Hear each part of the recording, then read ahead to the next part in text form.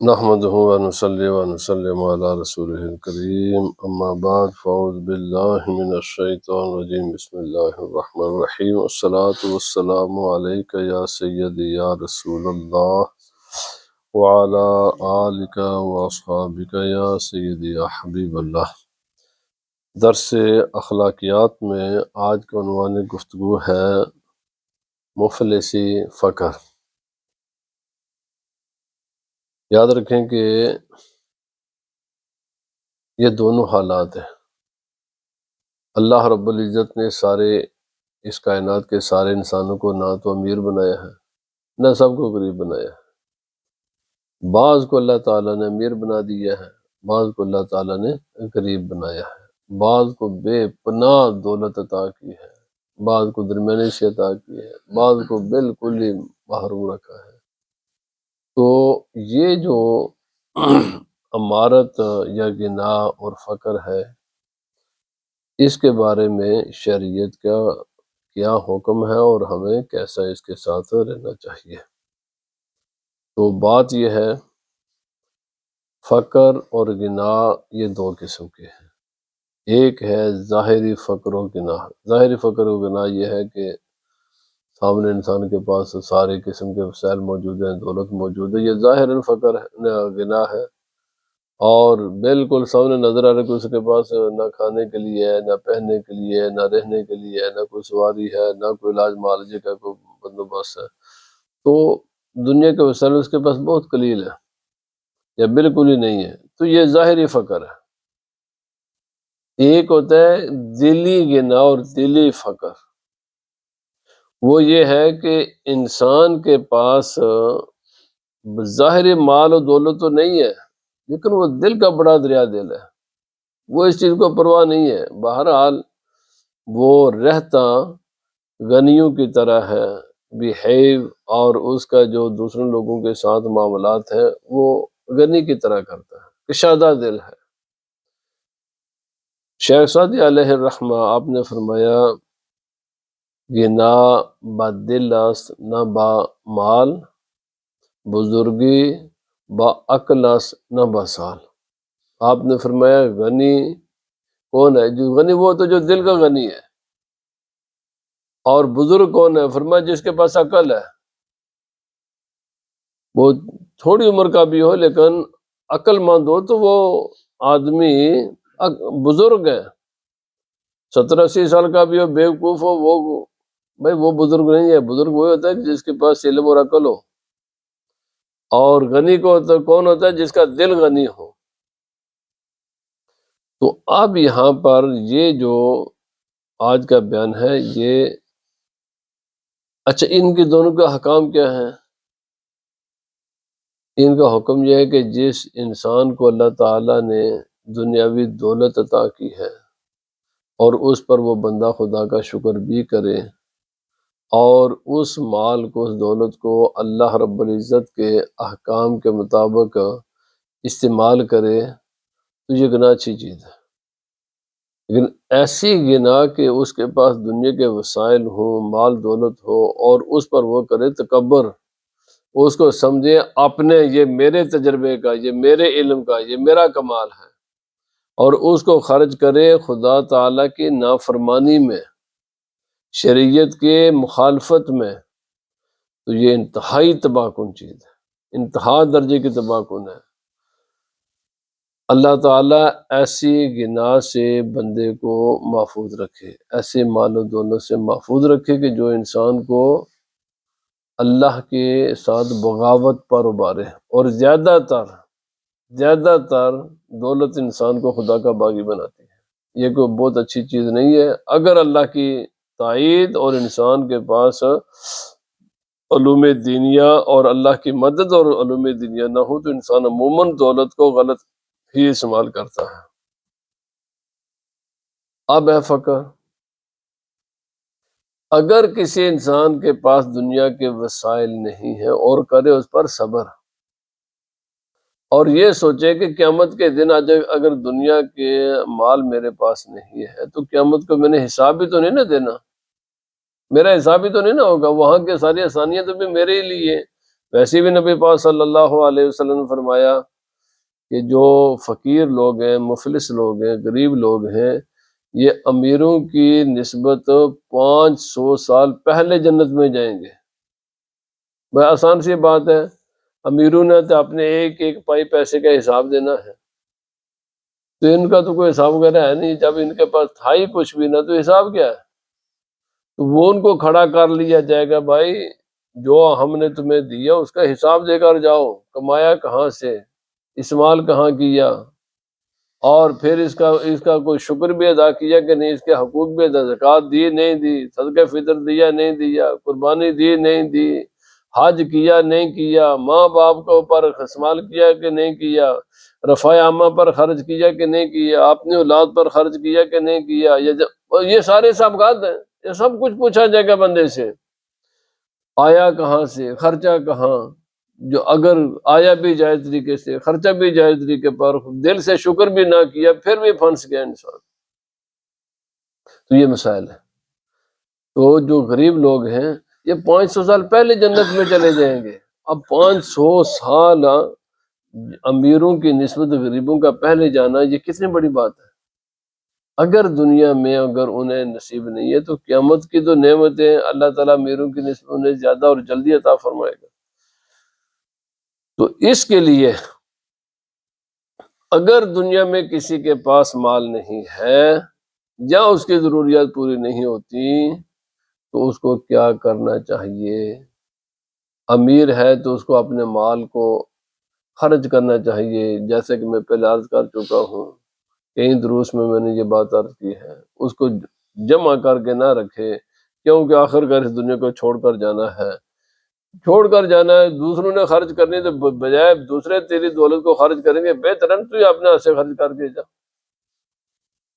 اب ہے فقر، فرمایا فقر خود را پیش کس پیدا مکن، محنت امروز را فردا مکن۔ فرمایا اپنی غربت کو، اپنی مفلسی کو، اپنے فقر کو کسی کے سامنے ظاہر نہ کر، روتا نہ پھر، یہ نہ میں غریب ہوں، میں مفلس ہوں، میرے پاس کچھ نہیں، کیا ضرورت ہے کہنے، محنت امروز فردا مکن، اور آنے والے کل کے لیے آپ آج کی محنت نہ چھوڑ۔ مقصد یہ ہے کہ فقر کا ایک سبب یہ بھی ہے کہ انسان لیزی ہوتا ہے، یعنی فقر کے اسباب ہے نا، ان اسباب میں سے ایک یہ بھی ہے کہ انسان لیزی ہوتا ہے، نہیں کل کریں گے کل کریں گے، اور ساری وہ کسی نے پوچھا بھائی 50 سال کا آدمی ہو گیا تو کسی نے پوچھا یار کیوں، اس نے کہا کہ روزانہ پروگرام بناتا تھا یہ کاروبار کروں گا، تو صبح سوچتا تھا کروں گا تو شام نہیں اس میں یہ مشکلیں ہیں تو پھر چھوڑ دیتا تھا، تو یہ آج کل کرتے کرتے 50 سال گزر چکے ہیں۔ اور یہ بھی دانا کا قول ہے، وہ کہتے ہیں جو آدمی 50 سال عمر بھی ہو جائے اور اس کے پاس کوئی پائی پیسہ نہ ہو تو پھر وہ یہ خیال چھوڑ دے، جس آدمی نے دولت مند بننا ہوتا ہے وہ 50 سال سے پہلے بننا ہوتا ہے، 50 سال کے بعد پھر یہ خیال آدمی وہ چھوڑ دے اس سے پہلے، کیوں بھائی آج کا کام آج کرو، محنت کر، پروگرام بنائے اور رات کے ٹوٹ جائیں، ہر کام میں نفع نقصان ہوتا ہے، ہر کام میں نفع نقصان ہے، کوئی ایسا دنیا کا کام نہیں ہے جس میں صرف نفع ہی نفع ہو، سہولتیں ہی سہولتیں ہوں، آسانی ہی آسانی ہو، ہر کام کے لیے مشکل ہے۔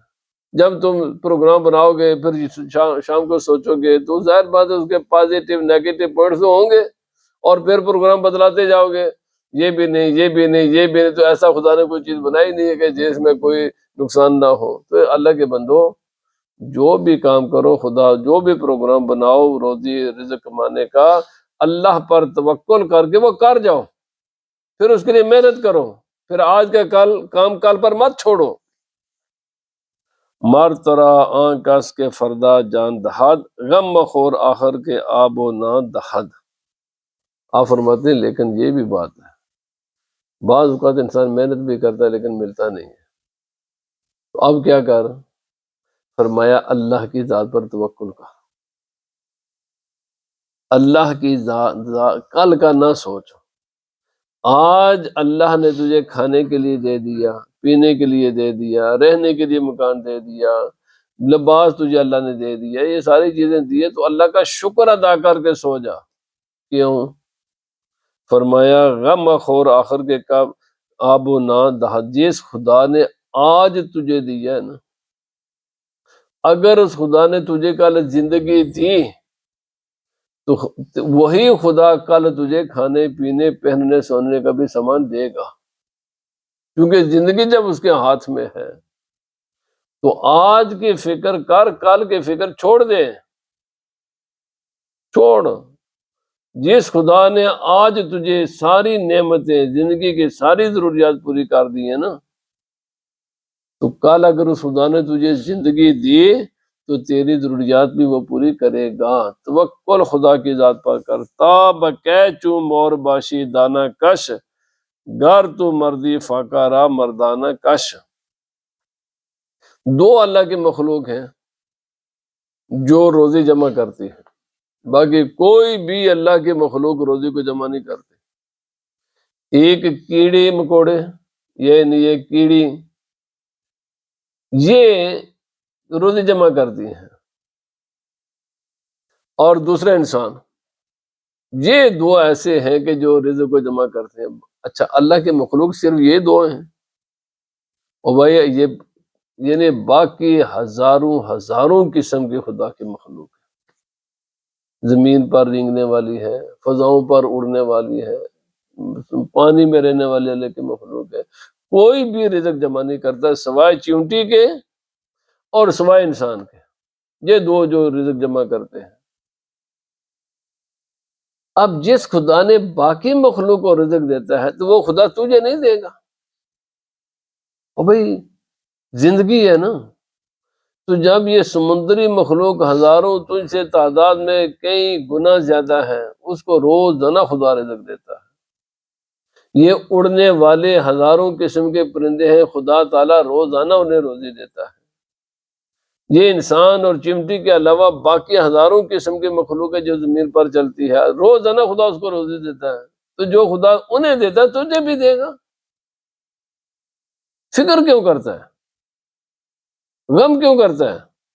فرمایا سوچ، جس خدا نے چمٹی کیوں بنتا ہے، شیر بن، باقی اللہ کی جو ہے نا باز بن۔ او بھائی بڑے بڑے عظمت والے جانور ہیں، حقیر کیوں بنتا ہے؟ چمٹی کتنی چھوٹی سی ہوتی ہے، وہ جمع کرتی ہے، تو چھوٹا کیوں بنتا ہے؟ خدا نے تجھے انسان بنایا ہے، بڑا بن۔ روزانہ اللہ رب العزت ہاتھی کو روزی دیتا نا، اس کا پیٹ تو اسے بڑا ہے۔ شیر کو روزی دیتا ہے نا، اس کا کتنی طاقتور چیز ہے۔ یہ ہزاروں ہزاروں قسم کے مخلوق ہے جو جنگلوں میں رہتی ہے، کتنی مخلوق ہے، کتنی بڑی بڑی مچھلیاں ہیں جو سمندر میں ہیں۔ تو جب اتنے اتنے ان کے بڑے پیٹ ہیں، انسان ہی پورا انسان ان کے پیٹ میں چلا جاتا ہے، تو جب پورا انسان جس کے پیٹ میں چلا جاتا ہے وہ اس کو روزی دیتا ہے اتنے بڑے پیٹ والوں کو، تو تجھے نہیں دے گا وہ؟ توکل کر، تو اپنا جو اس نے تیری ڈیوٹی لگائی ہے نا، جو اس کا کام کر، حرکت کر، اس کے بعد رہنے دے اس ذات پر، جو چاہے جب چاہے گا جتنا چاہے گا تجھے عطا فرمائے گا۔ بار توکل گار بود فروزیت، حق دہد مانند مرغاں روزیت۔ فرمایا اگر تیرے توکل کا چراغ روشن ہو جائے نا، تیرا دل روشن ہو جائے اللہ کی ذات پر بھروسہ کرنے میں، یہ پکا کر لے، یہ تو پختہ کر لے، نہ اپنے عقل پر ناز کر، نہ اپنے تجربے پر ناز کر، نہ اپنے علم پر ناز کر، کسی بات پر بھی نہیں، رہنے دے خدا کے حوالے، وہ جو چاہے جتنا چاہے گا جب چاہے گا تجھے عطا فرما دے گا۔ جو اس کے احکام ہے تو ان کی پابندی کر۔ تو جس طرح اللہ تعالیٰ پرندوں کو روزی دیتا ہے نا، اسی طرح اللہ تجھے بھی دے گا۔ وہ کرتے ہیں خدا پر توکل، اللہ ان کو روزی دیتا ہے۔ اگر تو بھی انہی جیسا توکل کرے نا، تجھے بھی اللہ تعالیٰ روزی دے۔ قرآن پاک میں بھی ہے، رسول اللہ صلی اللہ علیہ وسلم کے حدیث میں بھی ہے، فرما اگر انسان بھی پرندوں جیسا توکل کرے تو جیسے پرندوں کو اللہ تعالیٰ روزی دیتا ہے تمہیں بھی دے گا۔ روزانہ صبح جب جاتے ہیں تو خالی پیٹ جاتے ہیں، واپس آتے ہیں تو ان کے جو ہے نا وہ پوٹے بھرے ہوئے ہوتے ہیں کھانے سے۔ تو جو خدا روزانہ انہیں دیتا ہے تمہیں بھی دے گا نا۔ پرابلم ہے کہ انسان کو اپنے خدا پر توکل نہیں ہوتی، یقین نہیں کرتا انسان۔ از خدا شاکر بود مرد فقیر، گرد حد کوتش لبے نانے فطیر۔ جو اللہ والا بندہ ہوتا ہے نا، وہ رزق تھوڑا ملے یا زیادہ ملے، اگر جو اس کو روٹی کا ایک ٹکڑا، خشک ٹکڑا ہی کیوں نہ مل جائے، وہ اس پر بھی اللہ کا شکر کرتا ہے۔ جو آدمی عادت بنا لے دل سے زبان سے اللہ کی ہر نعمت کا شکر ادا کرنے کی، جب بھی اسے اللہ تعالیٰ کچھ بھی عطا فرمائے، تھوڑا دے یا زیادہ دے، خشک روٹی کا ٹکڑا بھی ملے، اس پر بھی خدا کا شکر کرے۔ اللہ پاک نے فرمایا لَإِن شَكَرْتُمْ لَأَزِيدَنَّكُمْ، اگر تم میری نعمتوں کا شکر ادا کرو گے نا تو میں تمہیں زیادہ دوں گا۔ یہ روزی کم کب ہوتی ہے؟ جب انسان اللہ کی نعمت کا شکر ادا نہیں کرتا۔ بس ایک عادت انسان بنا لے ہر حال میں خدا کا شکر ادا کرنا ہے، ہر حال میں۔ بالکل معمولی سی خشک روٹی کا ٹکڑا بھی مجھے اس نے دیا نا تو میں نے اس پر بھی خدا کا شکر ادا کرنا، تو پھر اللہ تعالیٰ رزق کے دروازے کھولتا ہے۔ بہت لوگ بندش کیا ہے یاد رکھ لیں۔ انسان کے رزق کے بندش کے کچھ اسباب ہیں ظاہری، ان میں سے ایک گناہوں کی کثرت ہے۔ جو انسان گناہ کرتا ہے نا، خاص کر کے حقوق العباد، ماں باپ، بہن بھائی، رشتہ داروں کے ساتھ اس کے تعلقات اچھے نہیں ہوتے، اللہ تعالیٰ اس برے اعمال کی وجہ سے اس کے روزی کے دروازے اس پر تنگ کرتا ہے۔ نبی پاک صلی اللہ علیہ وسلم نے فرمایا جو انسان یہ چاہتا ہے کہ اس کی عمر میں بھی اللہ تعالیٰ اضافہ فرمائے اور اس کے رزق میں بھی اضافہ فرمائے تو اس کو چاہیے اپنے رشتہ داروں کے ساتھ حسن سلوک کرے۔ اور دوسرا، اللہ رب العزت نے فرمایا لَإِن شَكَرْتُمْ لَأَزِيدَنَّكُمْ، جب بھی اللہ کی کوئی نعمت ملے تو اس پر خدا کا شکر ادا کرے۔ روزی ناشکرہ انسان کی روزی تنگ ہوتی ہے، شکر گزار انسان کی روزی تنگ خدا نہیں فرماتا۔ اور جو انسان اپنے رشتہ داروں کے ساتھ اللہ رب العزت کے حکام کی پابندی نہیں کرتا اس کی روزی تنگ ہوتی ہے۔ جو انسان اپنا بیہیویئر، اپنا اخلاق اپنے رشتہ داروں کے ساتھ ٹھیک کرتا ہے اس کی روزی تنگ نہیں اللہ تعالیٰ فرماتا۔ اس کے کچھ اسباب ہیں، قرآن پاک میں بھی ہے۔ گناہوں کی کثرت، گناہوں کی کثرت سے روزی تنگ ہوتی ہے۔ انسان گناہ کرنا چھوڑ دے، اللہ کی یاد کرے، اللہ کا شکر ادا کرے، رشتہ داروں کے ساتھ، انسانوں کے ساتھ اپنے تعلقات کو نارمل بنائے تو پھر اللہ تعالیٰ کسی کی روزی کو تنگ نہیں کرتا۔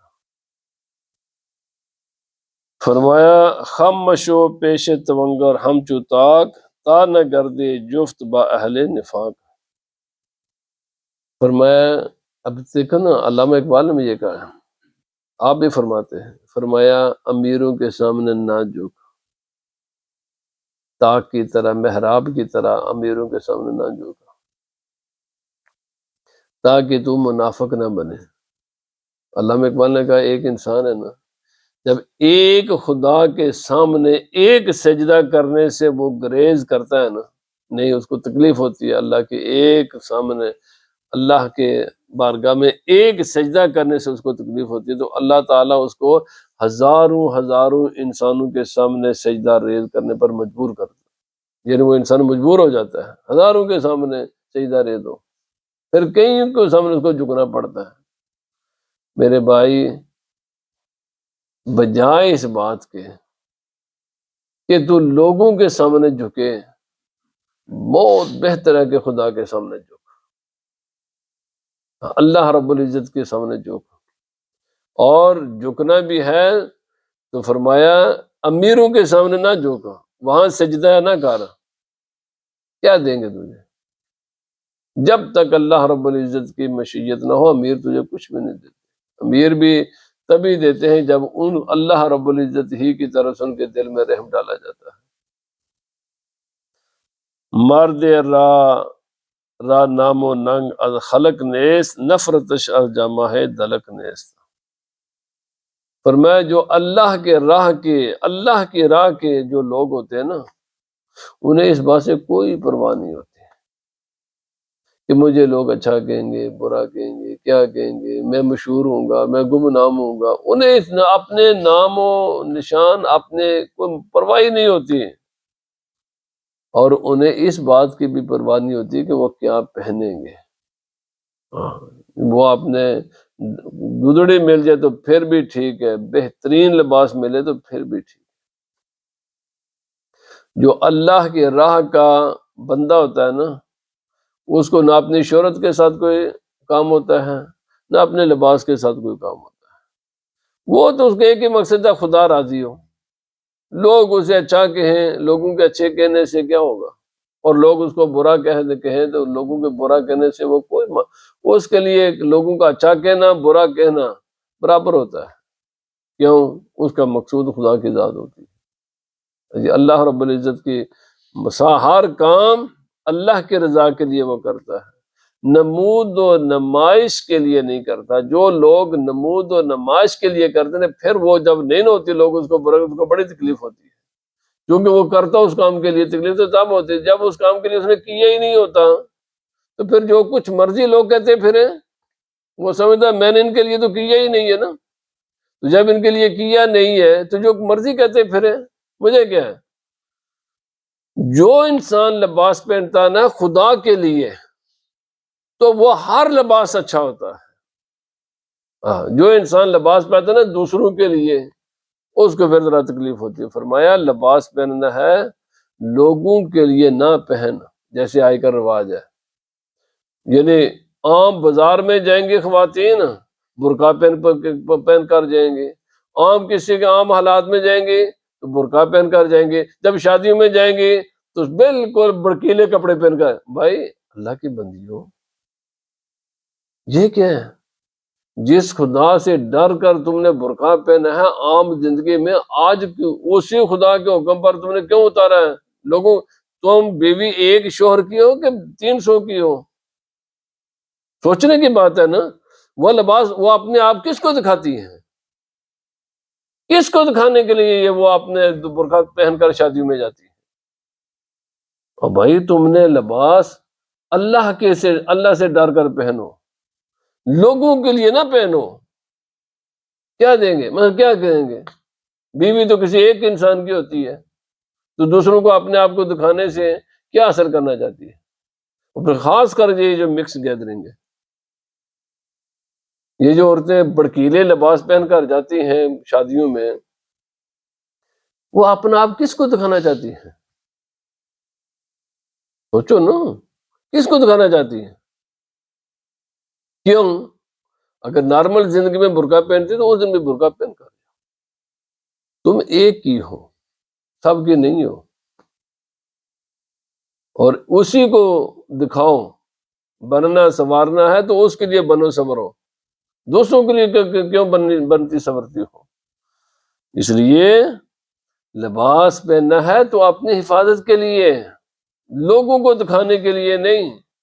اور فرمایا ہار کے راہ زو کے نکو نامی بود، خاص مشمارش کے او امی بود۔ جو آدمی شہرت کے لیے، ناموری کے لیے، لوگوں میں میرا نام ہوگا، لوگ میری عزت کریں گے، لوگوں میں میرا نام ہوگا، فرمایا وہ آدمی خاص نہیں ہے۔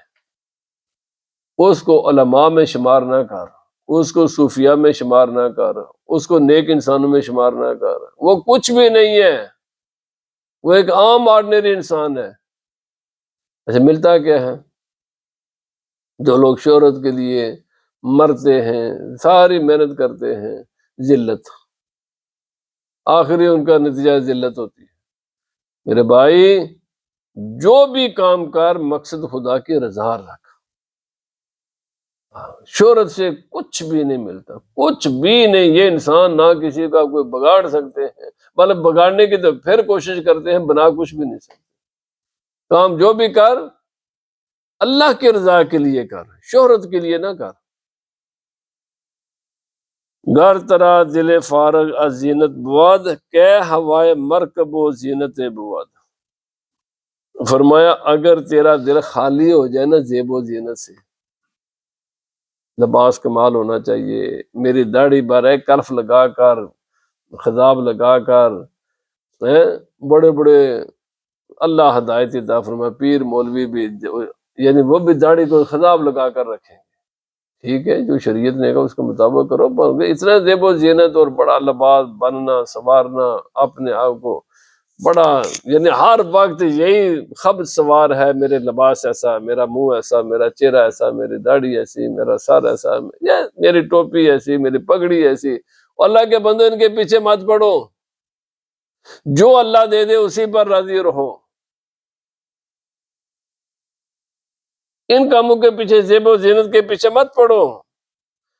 فرمایا جو انسان زیب و زینت کے پیچھے پڑتا ہے وہ نفسانی خواہشات اس پر سوار ہوتی ہیں، وہ نفسانی خواہشات پر کیسے سوار ہو سکتا ہے؟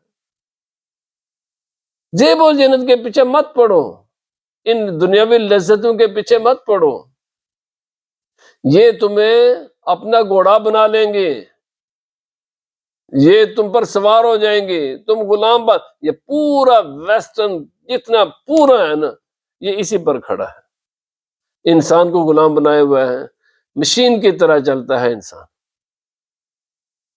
اچھا یار تو دنیا کے لیے، دنیا تیرے لیے، میں آج رات بھی بات کر رہا تھا، یہ پیسہ تیرے لیے ہے یا تو پیسے کے لیے ہے؟